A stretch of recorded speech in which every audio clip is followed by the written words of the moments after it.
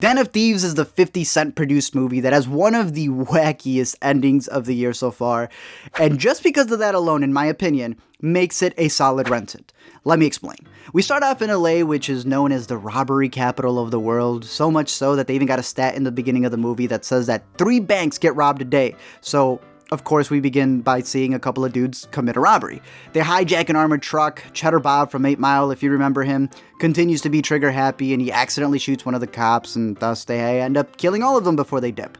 The next day, Gerard, Butler, and his crew roll up, and they notice that these dudes stole an empty truck that didn't have any money in it.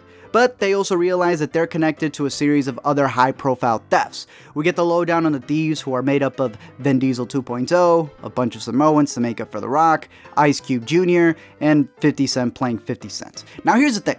They keep setting up that these cops are way worse than the criminals. All the trailers were about how they're a gang of their own, but they ain't jack.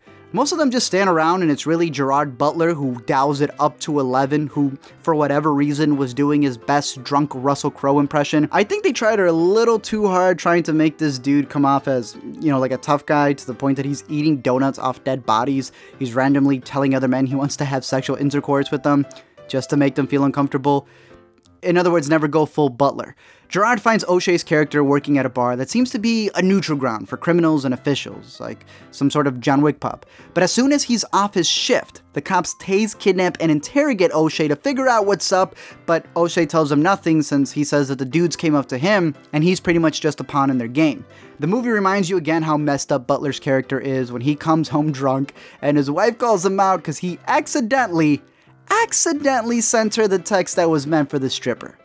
Oh, he gets a divorce. We then find out that the main plan Merriman has is to rob the one place that has never been robbed, the Federal Reserve. The idea is to take all of the wasted money, the ones that have become unmarked because the Reserve strips the serial numbers in order to replace them with fresh currency, and jack all $30 million of it before it gets shredded and tossed in the garbage. When his crew asks him how he knows all about this and how he knows how to plan this heist, he literally just says, "Don't worry about it." Homie, what the? Fast forward to another series of cringy scenes with Butler where he disrupts a dinner and then disrupts another dinner, and then he goes to a gun range, and then he sleeps with a stripper who's actually Merriman's girl in order to know where the heist is going down, and that's actually all part of Merriman's plan. The thieves start setting up the plan by having OShea join Asian Postmates and drop off a delivery at the Federal Reserve, but hide the second takeout in the bathroom. Friday eventually comes and it's time to rob the Federal Reserve, and they end up at a Quicken Loans instead. So here's what's really happening. Earlier in the movie, the cops talk about how the bad guys are actually former military and are really good at sneaking into tunnels and sewers, and so the cops don't mind checking the tunnels and sewers. The thieves' plan is to jack some money from the Quicken Loans, escape through the sewer line, use the empty armored truck from the beginning of the movie, and then go make a drop-off at the Federal Reserve that they forced the manager to set up. Meanwhile, Gerard's still over at the Quicken Loans with all of his crew, thinking that they're holding people hostage. They go in to make the drop-off, Cheddar Bob cuts the power, and get this, within these little money cubes that they're dropping off all the money in, they got OShea hiding in there. He gets out while the power's out and takes the unmarked bills, puts them in bags, and tosses them down the garbage chute, and then Zack and Cody's himself out of the vault. Which makes you question why he just didn't Zack and Cody himself in. He picks up the food delivery he left days ago in the bathroom and gives it to the lady who conveniently ordered the same thing, but it's old Asian food, and then just magically walks out.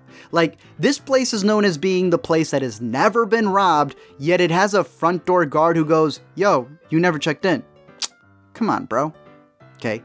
At this point, Butler finally gets what's happening. He rushes to the Federal Reserve and makes it just in time to kidnap and beat OShea, take him, and then have a Sicario gun shootout with the remaining thieves, who all die.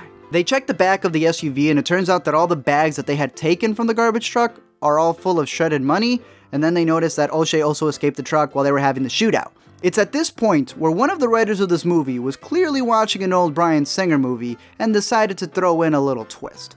When Butler goes back to OShea's bar to search for him and he finds out that he quits, he also gets reminded about how many people go there. The people who drive the armored trucks, plumbers, electricians, workers from the Quicken Loans, workers from the Federal Reserve, cops, and bad guys, and how they all talk a little bit too much when they're tipsy, but OShea was always listening because he's actually the one who comes up with the entire plan, having the bar be right outside the Federal Reserve.